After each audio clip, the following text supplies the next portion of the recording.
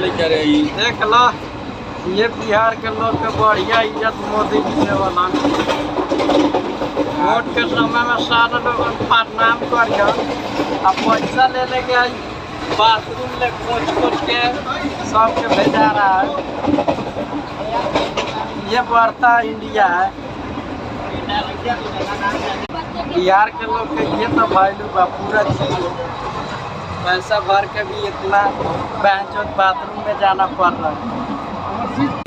कहा जान कब बिहार के लोग समझे, कब नीतीश कुमार साला डबल इंजन की सरकार कब समझे। ये खेला साला डबल इंजन की सरकार,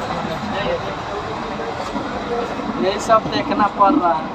बहन के लोग 600 के जगह पर 700 पैसे लेगा और बाथरूम में घुसाएगा पहन के लोग।